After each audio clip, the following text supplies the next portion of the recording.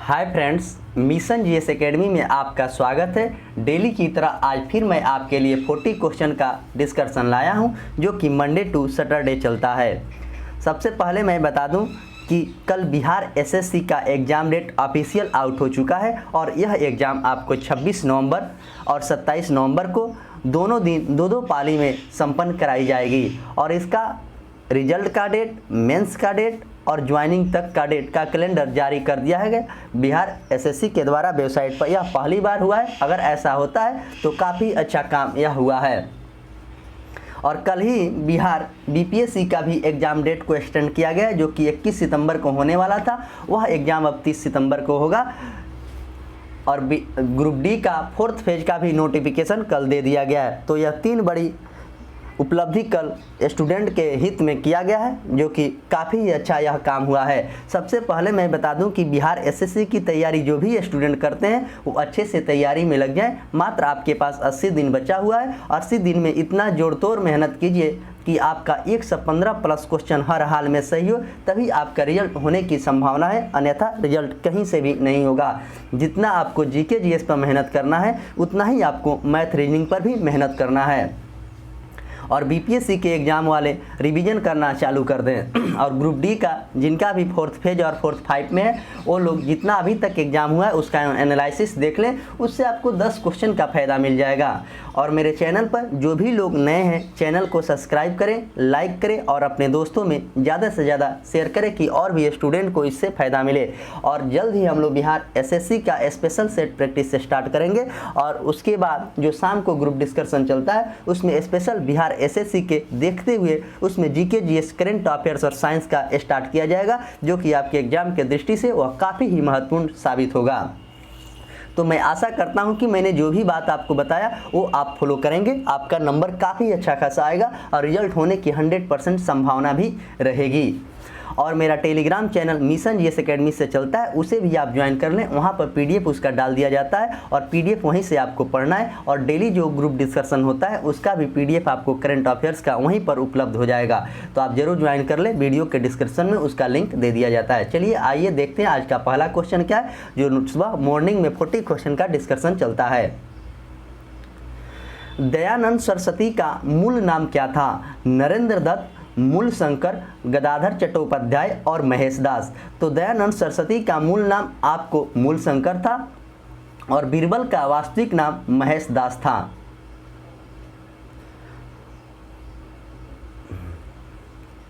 Question number 2, Arya Samaj के किसने भारतीय अशांति का जन्मदाता कहा था? आर्य समाज को किसने भारतीय अशांति का जन्मदाता कहा था? वेलेंटाइन सिरोल, हालवेल, डिजरेली और टी.ओ. होम्स। तो इसका आंसर हो जाएगा आपको ऑप्शन ए, यानी कि वेलेंटाइन सिरोल के द्वारा कहा गया था। और 1857 के विद्रोह की स्वतंत्रता के विद्रोह डिजरेली ने कहा था। क्वेश्चन नंबर 3, तृतीय बौद्ध संगीति का आयोजन कहाँ पर किया गया था? 4 बौद्ध संगीतियाँ हुई है। इसमें आपसे पूछा गया है कि तृतीय बौद्ध संगीति कहाँ पे हुई थी। तो प्रथम बौद्ध संगीति की बात करें तो राजगीर में हुआ था, और दूसरा आपको वैशाली में हुआ था, और तीसरा आपको पाटलिपुत्र में हुआ था, और चौथा आपको कुंडलवन जम्मू कश्मीर में हुआ था। तो यहाँ पर आपसे पूछा गया कि तृतीय कहाँ हुआ है, तो तृतीय आपको पाटलिपुत्र में अशोक के शासनकाल में हुआ है, और प्रथम राजगीर में कालाशोक के शासनकाल में हुआ है, और दूसरा की बात करें तो वैशाली में महाकश्यप के शासनकाल में हुआ है, और चौथा कनिष्क के शासनकाल में हुआ है। तो ये चारों बौद्ध संगीतियाँ याद अच्छे से रहेंगे। बौद्ध धर्म का संबंध गौतम बुद्ध से, और गौतम बुद्ध का जन्म नेपाल के लुम्बिनी नामक जगह पर हुआ था। क्वेश्चन नंबर 4, 16 महाजनपद की सूची में किसे सम्मिलित किया गया है? 16 महाजनपद की सूची में किसे सम्मिलित किया गया है? अगुंतर निकाय, सुत्त पिटक, विनय पिटक और अभिधम पिटक। तो इसका आंसर हो जाएगा आपको ऑप्शन ए, अगुंतर निकाय में 16 महाजनपद की सूची शामिल है। और सुत्त पिटक, विनय पिटक और अभिधम पिटक यह जैन धर्म से संबंधित है। क्वेश्चन नंबर 5, राज्यसभा की प्रथम महिला सचिव की बात करें तो कौन है? प्रतिभा पाटिल, अमृता कौर, अमृता पटेल और बीएस रामादेवी। तो राज्यसभा की प्रथम महिला सचिव आपको बीएस रामादेवी है। और राज्यसभा की बात करें तो अनुच्छेद 80 में राज्यसभा की बात कहा गया है। और प्रतिभा पाटिल भारत के प्रथम महिला राष्ट्रपति बनी थी, जो कि वह महाराष्ट्र की थी। अमृता कौर स्वास्थ्य मंत्री थी। क्वेश्चन नंबर 6, दूरदर्शन के द्वारा आयोजित पहला धारावाहिक सीरियल कौन था? योग्य दर्शन, कहानी घर घर की, हम लोग और प्रेम। इसका आंसर हो जाएगा आपको ऑप्शन सी, यानी कि हम लोग। दूरदर्शन के द्वारा प्रायोजित पहला धारावाहिक सीरियल जो था वो हम लोग था और योग पतंजलि से संबंधित है। क्वेश्चन नंबर 7, 1857 के विद्रोह के समय ब्रिटिश प्रधानमंत्री कौन था? जब 1857 के विद्रोह 10 मई को मेरठ से इसकी आगाज की गई थी, तो उस समय ब्रिटेन के प्रधानमंत्री कौन था, यह बात पूछा गया है।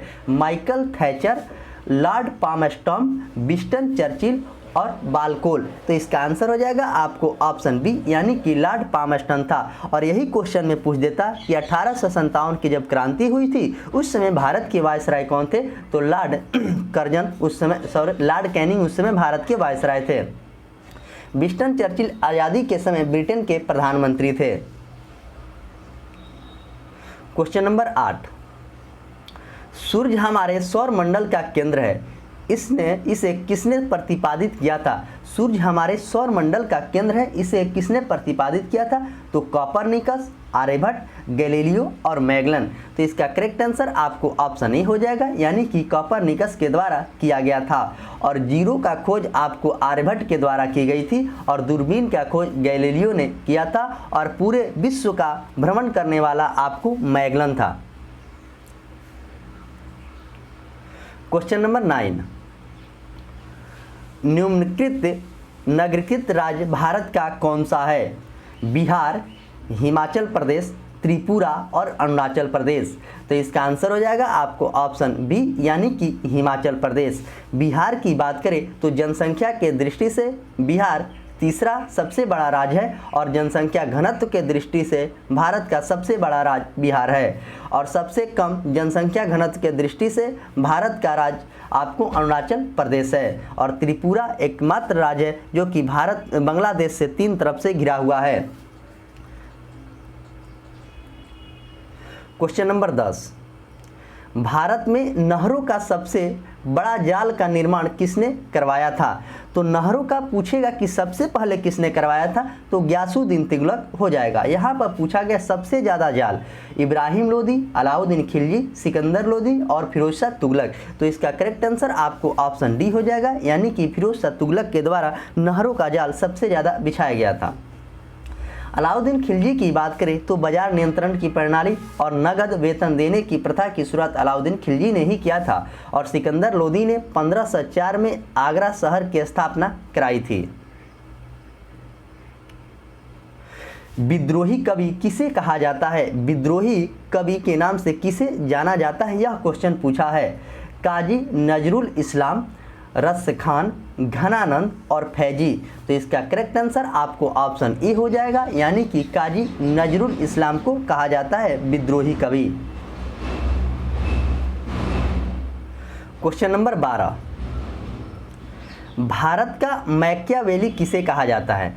पूछा है क्वेश्चन कि भारत का मैकियावेली किसको कहते हैं? तो चरक, चाणक्य, अरस्तु और प्लूटो। तो भारत का मैकियावेली आपको ऑप्शन बी, यानी कि चाणक्य को कहा जाता है। जंतु विज्ञान के जनक अरस्तु थे। क्वेश्चन नंबर 13, भारत में सर्वाधिक शुद्ध स्वर्ण सिक्के किसने प्रचलित किया था? तो भारत में सबसे ज़्यादा स्वर्ण शुद्ध सिक्के जारी किया। इसमें 3 तरह का क्वेश्चन पूछा जाता है। सबसे ज़्यादा सोना का सिक्का किसके द्वारा, सबसे ज़्यादा स्वर्ण शुद्ध सिक्का और सबसे पहले किसके द्वारा? ये तीनों क्वेश्चन को ध्यान में रखते हुए आप आंसर देंगे, अन्यथा आप गलत करके एग्जाम में चले आएंगे। तो यहाँ पर शुद्ध पूछा है स्वर्ण, तो शुद्ध स्वर्ण सबसे पहले आपको सबसे ज़्यादा कुषाण वंश के शासनकाल में जारी किया गया था। और गुप्त वंश की बात करें तो सबसे ज़्यादा सोना का सिक्का जारी की गई थी और यूनानियों के द्वारा सबसे पहले सिक्का जारी की गई थी। मौर्य वंश के संस्थापक चंद्रगुप्त मौर्य थे। क्वेश्चन नंबर 14, भूमि देने की सामंती प्रथा किसने प्रारंभ किया था? भूमि देने की सामंती प्रथा को किसने प्रारंभ किया था, यह क्वेश्चन पूछा है। हर्षवर्धन, कनिष्क, अजातशत्रु और पुलकेशिन द्वितीय। तो इसका करेक्ट आंसर आपको ऑप्शन ई हो जाएगा, यानी कि हर्षवर्धन के द्वारा यह किया गया था। कनिष्क की बात करें तो कनिष्क के शासनकाल में चौथा बौद्ध संगति हुआ था। अजातशत्रु के शासनकाल में सबसे ज़्यादा हिंदू सैनिक थे। क्वेश्चन नंबर 15, राजतत्व सिद्धांत की स्थापना करने वाला पहला शासक कौन था? राजतत्व सिद्धांत की स्थापना करने वाला पहला शासक कौन था? इल्तुतमिश, रजिया सुल्तान, बहराम शाह और बलबन। तो इसका आंसर हो जाएगा आपको ऑप्शन बी डी, यानी कि बलबन। बलबन 1266 में गद्दी पर बैठा था और अपनी वह पुत्री का विवाह नासुरुद्दीन मोहम्मद से किया था, जो कि टोपी सीकर अपना जीवन यापन करते थे। इल्तुतमिश की बात करें तो 1206 में इल्तुतमिश ने इक्ता प्रथा की शुरुआत की थी। और इल्तुतमिश, अगर गुलाम वंश के वास्तविक संस्थापक आपके एग्जाम में पूछा जाता है तो उसका आंसर इल्तुतमिश होगा, और गुलाम वंश की स्थापना ओनली पूछेगा तो उसका आंसर आपको कुतुबुद्दीन ऐबक होगा। ऑप्शन बी की बात करें तो रजिया सुल्तान पहली महिला शासिका थी। क्वेश्चन नंबर 16, विक्टोरिया जलप्रपात का संबंध किस नदी से है? विक्टोरिया जलप्रपात जो है वह किस नदी से? जाम्बेजी नदी, नील नदी, अमेजन नदी और वोल्गा नदी। इसका करेक्ट आंसर आपको ऑप्शन ए हो जाएगा, यानी कि जाम्बेजी नदी से विक्टोरिया जलप्रपात का संबंध है। नील नदी की बात करें तो विश्व की सबसे लंबी नदी है, जो कि मिस्र के विक्टोरिया झील से निकलती है, और इसकी लंबाई की बात करें तो 66 से 90 किलोमीटर इसकी लंबाई है। विश्व की सबसे चौड़ी नदी आपको अमेजन है, जिसकी लंबाई 62 से 90 किलोमीटर के आसपास है। क्वेश्चन नंबर 17, भारत के एक अरबे शिशु का नाम क्या है? भारत के एक अरबे शिशु का नाम क्या है? तो संगीता, आस्था, चांदनी और संगीता। तो इसका आंसर हो जाएगा आपको ऑप्शन बी, उसका नाम है आस्था। क्वेश्चन नंबर 18, पोर्ट ब्लेयर कहाँ पर स्थित है? जो पोर्ट ब्लेयर है वह कहाँ पर स्थित है, इस क्वेश्चन को पूछा गया है। निकोबार में, लक्षद्वीप में, दक्षिणी अंडमान में और उत्तरी अंडमान में। तो पोर्ट ब्लेयर की बात करें तो ऑप्शन सी, यानी कि दक्षिणी अंडमान में पोर्ट ब्लेयर है। क्वेश्चन नंबर 19, गुरुमुखी लिपि की किस गुरु ने विकास किया था? क्वेश्चन पूछा है कि गुरुमुखी लिपि को किस गुरु ने विकसित किया था या विकास किया था? गुरु नानक, गुरु अर्जुन देव, गुरु हरगोविंद खुराना, गुरु हरगोविंद और गुरु अंगद देव। तो इसको विकसित किया था आपको ऑप्शन डी, गुरु अंगद देव के द्वारा किया गया था। और गुरुमुखी लिपि आपको पंजाब की भाषा है। क्वेश्चन नंबर 20, भारतीय संघ के अंतर्गत किस राज्य को मिलाने का अधिकार किसको प्राप्त है? भारतीय संघ के अंतर्गत किसी राज्य को मिलाने का अधिकार पूछा है कि किसको है? तो यह क्वेश्चन काफ़ी अच्छा क्वेश्चन है, और इसमें स्टूडेंट कन्फ्यूजन में गलती करके आते हैं, तो आपको गलती नहीं करना है। देखिए, सेट बनाने से यही होता है और डिस्कशन करने से आपको यही फायदा मिलेगा। जो क्वेश्चन आपसे एग्जाम में गलती होती है वो क्वेश्चन आपसे गलती नहीं होना चाहिए। अगर गलती होता है तो आप डिस्कशन उसका अच्छे से नहीं करते हैं, तो डिस्कशन अच्छा से कीजिए, आपसे गलती नहीं होगा। राष्ट्रपति, मुख्यमंत्री, राज्यपाल और संसद। तो इसका आंसर हो जाएगा आपको संसद। संसद के द्वारा मिलाने का अधिकार है, और संसद की बात करें तो अनुच्छेद 79 में संसद की बात है। और राष्ट्रपति की बात किया जाए तो अनुच्छेद 52 में राष्ट्रपति का बात कहा गया। और भारत के राष्ट्रपति वर्तमान में जो 15वां राष्ट्रपति द्रौपदी मुर्मू बनी है, जो कि अल्पसंख्यक महिला में प्रथम राष्ट्रपति है। मुख्यमंत्री की बात करें तो अनुच्छेद 164 में मुख्यमंत्री है, राज्य का वास्तविक मुख्यमंत्री होता है। और राज्यपाल की बात करें तो अनुच्छेद 153 में राज्यपाल है। क्वेश्चन नंबर 21, केंद्र राज्य संबंध किस अनुसूची के अंतर्गत आता है?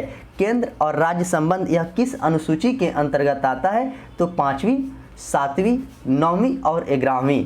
तो इसका आंसर हो जाएगा आपको ऑप्शन बी, यानी कि 7वीं अनुसूची के अंतर्गत आता है। आपके एग्जाम में दो तरह से क्वेश्चन पूछा जाता है। मूल संविधान में कितनी अनुसूची थी? तो मूल संविधान में आपको 8 अनुसूची थी। वही वर्तमान में कितनी है? तो 12 अनुसूचियां है। और जो 4 अनुसूची जोड़ा गया है 9वीं, 10वीं, 11वीं, 12वीं, यह काफ़ी इंपॉर्टेंट है। आपके एग्जाम में हर समय इससे क्वेश्चन पूछा जाता है और ग्रुप डी के ऐसा एग्जाम नहीं है जिसमें क्वेश्चन नहीं पूछा गया है। तो 5वीं अनुसूची की बात करें तो 5वीं अनुसूची में पूर्वोत्तर के राज्य है जो कि अल्पसंख्यक के प्रशासन के बारे में बात कहा गया है। और 9वीं अनुसूची जो भूमि सुधार संबंधित से है जो कि 1951 में हुआ था। 10वीं अनुसूची की बात करें तो दल बदल से संबंधित है। और 11वीं अनुसूची आपको पंचायती राज से संबंधित है। और 12वीं अनुसूची आपको नगरपालिका से संबंधित है। तो आपको अनुसूची से क्वेश्चन गलत नहीं होना चाहिए। मैंने यहाँ पे 6 अनुसूचियाँ बता दिया है, 6 बाकी किसी दिन और मैं बताऊंगा। क्वेश्चन नंबर 22, धर्म की स्वतंत्रता से संबंधित कौन सा अनुच्छेद है? धर्म से के स्वतंत्रता से संबंधित अनुच्छेद पूछा गया है। अनुच्छेद 23, अनुच्छेद 24, अनुच्छेद 25 और अनुच्छेद 26। तो इसका करेक्ट आंसर आपको ऑप्शन सी हो जाएगा, यानी कि धर्म की स्वतंत्रता की बात अनुच्छेद 25 से लेकर 28 तक इसमें यह बात कहा गया है। अनुच्छेद 23 की बात करें तो बलात् श्रम है। अनुच्छेद 23 में आपको बलात् श्रम है। अनुच्छेद 24 में है कि 14 वर्ष से कम उम्र के बच्चों को कारखाना में काम करने की अनुमति नहीं दिया जाएगा। क्वेश्चन नंबर 23, अमीर खुसरो को किन 2 भाषाओं का विद्वान था? अमीर खुसरो किन 2 भाषाओं का विद्वान था? तो हिंदू और उर्दू, उर्दू और फारसी, उर्दू और अरबी, हिंदी और फारसी। तो अमीर खुसरो को तोताए हिंद के भी नाम से जाना जाता है। वह किस भाषा का प्रसिद्ध विद्वान था? तो ऑप्शन डी इसका करेक्ट आंसर है, यानी कि हिंदी और फारसी भाषा का वह था। क्वेश्चन नंबर 24, मोहम्मद बिन कासिम सिंध के विजय पर कब प्राप्त किया था? मोहम्मद बिन कासिम जो था सिंध पर विजय कब प्राप्त किया था? 698 ईस्वी में, 702 ईस्वी में, 712 ईस्वी में और 718 ईस्वी में। तो इसका करेक्ट आंसर आपको ऑप्शन सी हो जाएगा, यानी कि 712 ईस्वी में मोहम्मद बिन कासिम ने सिंध पर विजय प्राप्त किया था। क्वेश्चन नंबर 25, अर्जुन पुरस्कार जीतने वाली प्रथम भारतीय महिला कौन थी? अर्जुन पुरस्कार जो था वह जीतने वाली प्रथम भारतीय महिला कौन थी, यह क्वेश्चन पूछा गया। तो अर्जुन पुरस्कार की शुरुआत की बात करें तो 1961 से अर्जुन पुरस्कार दिया जाता है। आर्थिसा एन लम्सडेन, जूला गोस्वामी और कर्ण मलेश्वरी। तो इसका आंसर हो जाएगा आपको ऑप्शन बी, एम्स लम्सडेन को सबसे पहले महिला में अर्जुन पुरस्कार दिया गया था। क्वेश्चन नंबर 26, अर्जुन पुरस्कार जीतने वाला प्रथम भारतीय क्रिकेटर कौन था? यहाँ पर पूछ दिया गया कि अर्जुन पुरस्कार जीतने वाला प्रथम भारतीय क्रिकेटर कौन था? सलीम दुरानी, सचिन तेंदुलकर, कपिल देव और रवि शास्त्री। तो इसका आंसर हो जाएगा आपको ऑप्शन ए, यानी कि सलीम दुरानी ने सबसे पहले क्रिकेट में अर्जुन पुरस्कार जीता था। और कपिल देव की बात करें तो कपिल देव ने 1983 में जो वर्ल्ड कप हुआ था उसे यह जिताया था। और सचिन तेंदुलकर की बात करें तो सचिन तेंदुलकर को सबसे पहले भारत रत्न मिला है। क्रिकेट के क्षेत्र में डेड हिट शब्द किस खेल से संबंधित है? डेड हिट शब्द किस खेल से संबंधित है? ऐसे क्वेश्चन भी आपके एग्जाम में पूछा जाता है, कौन सा शब्द किस खेल से संबंधित है? तो आइए ऑप्शन देखते हैं, क्रिकेट, फुटबॉल, कबड्डी और घुड़दौड़। तो इसका आंसर हो जाएगा आपको ऑप्शन डी, यानी कि घुड़दौड़ से संबंधित है डेड हिट। और क्रिकेट से संतोष ट्रॉफी फुटबॉल से, रणजी ट्रॉफी क्रिकेट से है। क्वेश्चन नंबर 28, चमत्कारी सचिन पुस्तक का लेखक कौन है? चमत्कारी सचिन पुस्तक का लेखक कौन है? रवि यादव, दीपक चोपड़ा, लोकेश थानी और अरुंधति राय। तो चमत्कारी सचिन पुस्तक का लेखक कौन है यहाँ पर पूछा गया, तो इसका आंसर हो जाएगा आपको ऑप्शन सी, लोकेश थानी उसका लेखक हैं।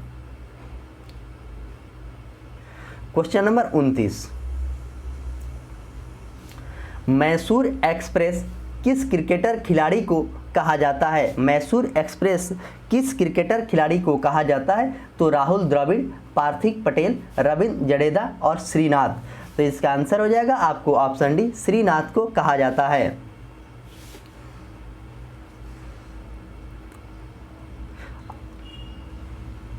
क्वेश्चन नंबर 30, बंकर शब्द किस खेल से संबंधित है? बंकर जो शब्द है वह किस खेल से संबंधित है? जूडो, कराटे, आइस हॉकी, पोलो और खो खो। तब बंकर आपको ऑप्शन सी यानी कि पोलो से संबंधित है। पोलो में आपको 4 खिलाड़ी होते हैं और वाटर पोलो में पूछेगा तो 7 खिलाड़ी होते हैं। खो खो में आपको 9 खिलाड़ी होते हैं। आइस हॉकी स्पेन का खेल है। क्वेश्चन नंबर 31, भारत में मुगल सत्ता की स्थापना किस लड़ाई के बाद हुआ था? भारत में मुगल सत्ता की स्थापना किस लड़ाई के बाद हुआ था? यह क्वेश्चन पूछा गया और यह क्वेश्चन काफ़ी ही अच्छा क्वेश्चन है। पानीपत की पहली लड़ाई, पानीपत की दूसरी लड़ाई, पानीपत की तीसरी लड़ाई और पानीपत की हल्दी घाटी की लड़ाई। तो इसका आंसर हो जाएगा आपको ऑप्शन ए यानी कि पानीपत की प्रथम लड़ाई। पानीपत की प्रथम लड़ाई की बात करें तो 1526 में पानीपत के प्रथम युद्ध हुआ था बाबर और इब्राहिम लोदी के बीच में। और पानीपत की दूसरी लड़ाई की बात करें तो 1556 में हुआ था अकबर और हेमू के बीच में। और पानीपत के तृतीय लड़ाई की बात करें तो 1761 में हुआ था अहमद शाह अब्दाली और मराठा के बीच में। और हल्दी घाटी का युद्ध आपको 1576 में हुआ था। हल्दी घाटी का युद्ध 1576 में हुआ था।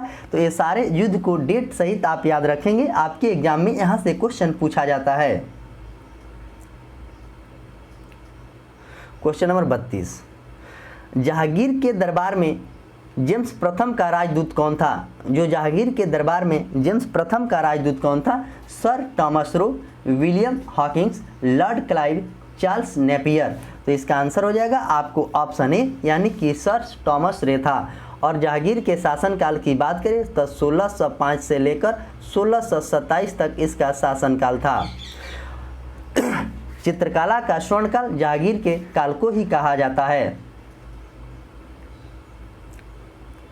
क्वेश्चन नंबर 33, इस्लाम का सबसे बड़ा शत्रु किसे माना जाता है? इस्लाम का सबसे बड़ा शत्रु किसको माना जाता है? तो कीर्तिवर्मन देव को, दंती दुर्ग को, धीराज को और राजपूत राजा धंग को। तो इसका आंसर हो जाएगा आपको ऑप्शन डी यानी कि राजपूत राजा धंग को इस्लाम का सबसे बड़ा शत्रु माना जाता है। राष्ट्रकूट वंश के संस्थापक आपको दंती दुर्ग थे। क्वेश्चन नंबर 34, औरंगजेब ने बीजापुर पर कब विजय प्राप्त किया था? औरंगजेब ने बीजापुर पर कब विजय प्राप्त किया था? तो 1674 में, 1678 में, 1686 में और 1688 में। तो औरंगजेब ने बीजापुर में कब विजय प्राप्त किया था, यह क्वेश्चन पूछा गया। तो इसका आंसर हो जाएगा आपको ऑप्शन सी यानी कि 1686 में उन्होंने प्राप्त किया था।